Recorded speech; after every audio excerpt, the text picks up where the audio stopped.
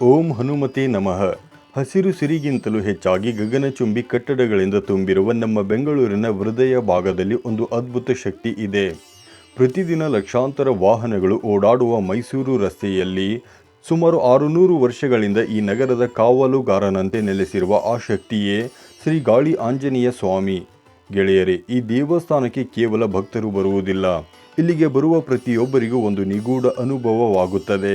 ಆ ಆಂಜನೇಯನಿಗೆ ಗಾಳಿ ಆಂಜನೇಯ ಎಂಬ ಹೆಸರು ಬರಲು ಕಾರಣವೇನು? ಇಲ್ಲಿರುವ ಹನುಮಂತನ ಮೂರ್ತಿಯ ಬಾಲದಲ್ಲಿ ಗಂಟೆ ಏಕೆ ಇದೆ? ಛತ್ರಪತಿ ಶಿವಾಜಿ ಮಹಾರಾಜರ ಕಾಲದ ನಂಟು ಈ ಕ್ಷೇತ್ರಕ್ಕಿದೆಯೇ?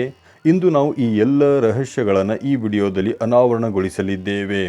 ವಿಡಿಯೋವನ್ನು ಕೊನೆಯವರೆಗೂ ನೋಡಿ ಆ ತಂದೆಯ ದರ್ಶನ ಪಡೆಯಿರಿ. ಇತಿಹಾಸದ ಪುಟಗಳಲ್ಲಿ ಗಾಳಿ ಆಂಜನೇಯ ಸ್ವಾಮಿ.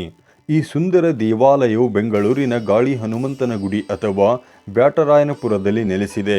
ಇತಿಹಾಸದ ಪ್ರಕಾರ ಈ ಮಂದಿರಕ್ಕೆ ಸುಮಾರು 600 ವರ್ಷಗಳ ಸುದೀರ್ಘ ಇತಿಹಾಸವಿದೆ. ಕ್ರಿಸ್ತಶಕ 1425 ಸುಮಾರಿಗೆ ಮಹಾನ್ ಸಂತರಾದ ಶ್ರೀ ವ್ಯಾಸರಾಯರು ಈ ಮೂರ್ತಿಯನ್ನು ಪ್ರತಿಷ್ಠಾಪಿಸಿದರು ಎಂದು ಹೇಳಲಾಗುತ್ತದೆ.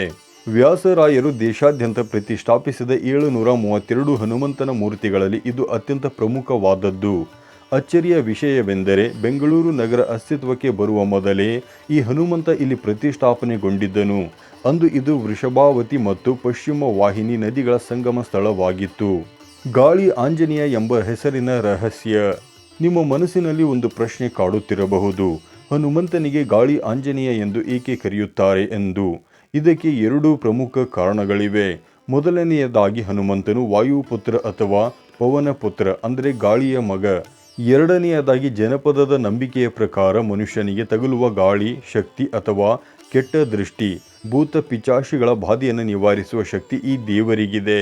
ಯಾರಿಗಾದರೂ ದೃಷ್ಟಿ ತಗುಲಿದ್ದರೆ ಅಥವಾ ಮಕ್ಕಳ ಆರೋಗ್ಯದಲ್ಲಿ ಏರುಪೇರಾಗಿದ್ದರೆ ಈ ದೇವಸ್ಥಾನಕ್ಕೆ ಬಂದು ಗಾಳಿ ಹಾಕಿಸಿಕೊಂಡರೆ, ಅಂದರೆ ಈ ದೈವದ ಗಾಳಿ ಸೋಕಿದರೆ ಕಾಯಿಲೆ ವಾಸಿಯಾಗುತ್ತದೆ ಎಂಬ ಗಾಢ ನಂಬಿಕೆ ಇದೆ.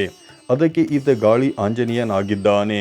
ಮೂರ್ತಿಯ ವಿಶೇಷತೆಗಳು ಮತ್ತು ನೀವು ಗಮನಿಸಿದ ರಹಸ್ಯಗಳು. ಈಗ ಮೂರ್ತಿಯ ಕಡೆ ಗಮನಹರಿಸಿ. ಇಲ್ಲಿನ ಹನುಮಂತನು ಪಶ್ಚಿಮಾಭಿಮುಖವಾಗಿ ನೆಲೆಸಿದ್ದಾನೆ.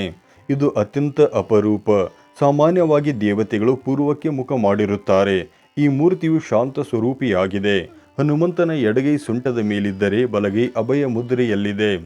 ಎಲ್ಲಕ್ಕಿಂತ ಕುತೂಹಲಕಾರಿ ಎಂದರೆ ಹನುಮಂತನ ಬಾಲ. ಬಾಲವು ತಲೆಯ ಮೇಲ್ಭಾಗಕ್ಕೆ ಬಂದು ಅದರ ತುದಿಯಲ್ಲಿ ಒಂದು ಸಣ್ಣ ಗಂಟೆ ಇದೆ. ಇದು ದೇವಿಯ ಶಕ್ತಿಯ ಸಂಕೇತ ಎಂದು ಹೇಳಲಾಗುತ್ತದೆ.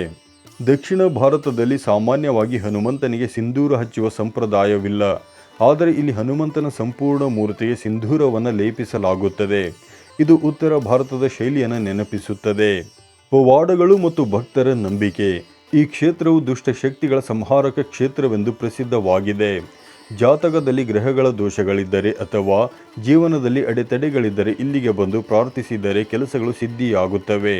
ಮುಖ್ಯವಾಗಿ ಸಣ್ಣ ಮಕ್ಕಳಿಗೆ ಕಾಡುವ ಬಾಲಗ್ರಹ ದೋಷಗಳ ನಿವಾರಣೆಗೆ ಈ ದೇವಾಲಯ ರಾಮಬಾಣ. ವಾಹನಗಳನ್ನು ಖರೀದಿಸಿದವರು ಮೊದಲು ಪೂಜೆಯನ್ನು ಇಲ್ಲಿ ಮಾಡಿಸುವುದು ಬೆಂಗಳೂರಿನಲ್ಲಿ ಒಂದು ವಾಡಿಕೆ. ಏಕೆಂದರೆ ಆಂಜನೇಯನು ಅಪಘಾತಗಳಿಂದ ರಕ್ಷಿಸುತ್ತಾನೆ ಎಂಬ ನಂಬಿಕೆ ಭಕ್ತರಲ್ಲಿದೆ. ದೇವಸ್ಥಾನದ ಆವರಣ ಮತ್ತು ಇತರ ದೇವರುಗಳು. ದೇವಸ್ಥಾನದ ಒಳಗೆ ಪ್ರವೇಶಿಸುತ್ತಿದ್ದಂತೆ ನೀವು ಮೊದಲು ನೋಡುವುದು ಸುಂದರವಾದ ರಾಜಗೋಪುರ.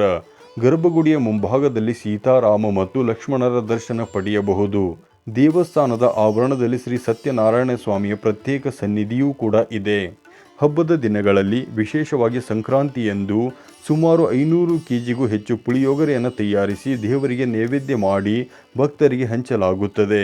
ಶ್ರೀರಾಮನವಮಿಯ ಸಂದರ್ಭದಲ್ಲಿ ಇಲ್ಲಿ ನಡೆಯುವ ಪಾನಕ ಮತ್ತು ಕೋಸಂಬರಿ ವಿತರಣೆಯ ಸಂಭ್ರಮವನ್ನೇ ನೋಡಬೇಕು. ಇನ್ನು ಇಲ್ಲಿಗೆ ತಲುಪುವುದು ಹೇಗೆ? ಬೆಂಗಳೂರಿನ ಬ್ಯಾಟರಾಯನಪುರದಲ್ಲಿದೆ ಈ ದೇಗುಲ. ಮೆಜೆಸ್ಟಿಕ್ನಿಂದ ಸುಮಾರು 4 ರಿಂದ 5 ಕಿಲೋಮೀಟರ್ ದೂರದಲ್ಲಿದೆ. ನೀವು ಮೆಜೆಸ್ಟಿಕ್ನಿಂದ ಬಸ್ ಮೂಲಕ ಬರುವುದಾದರೆ ಪ್ಲಾಟ್ಫಾರ್ಮ್ ಸಂಖ್ಯೆ 19 ಅಥವಾ 20ರಿಂದ ಬರುವ ಬಸ್ ಹತ್ತಿ ಗಾಳಿ ಆಂಜನೇಯ ಗುಡಿ ನಿಲ್ದಾಣದಲ್ಲಿ ಇಳಿಯಬಹುದು. ಶನಿವಾರದಂದು ಇಲ್ಲಿ ಜನಸಾಗರವೇ ಹರಿದು ಬರುತ್ತದೆ. ಆದ್ದರಿಂದ ಮುಂಜಾನೆ ಅಥವಾ ಮಧ್ಯಾಹ್ನದ ಸಮಯದಲ್ಲಿ ಬರುವುದು ಉತ್ತಮ. ಗೆಳೆಯರೇ, ಮನಸ್ಸಿಗೆ ಅಶಾಂತಿ ಉಂಟಾದಾಗ ಅಥವಾ ಜೀವನದ ಹಾದಿ ಕಾಣದಿದ್ದಾಗ ಒಮ್ಮೆ ಈ ಗಾಳಿ ಆಂಜನೇಯ ಸನ್ನಿಧಿಗೆ ಬಂದು ನೋಡಿ. ಆ ತಂದೆಯ ಕಣ್ಣುಗಳಲ್ಲಿರುವ ಶಾಂತಿ ನಿಮ್ಮ ಎಲ್ಲ ನೋವುಗಳನ್ನು ಮರೆಸುತ್ತದೆ.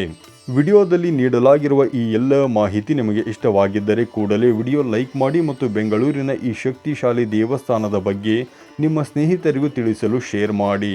ಆಂಜನೇಯನ ಕೃಪೆ ನಿಮ್ಮ ಮೇಲಿರಲಿ. ಜೈ ಶ್ರೀರಾಮ್, ಜೈ ಹನುಮಾನ್.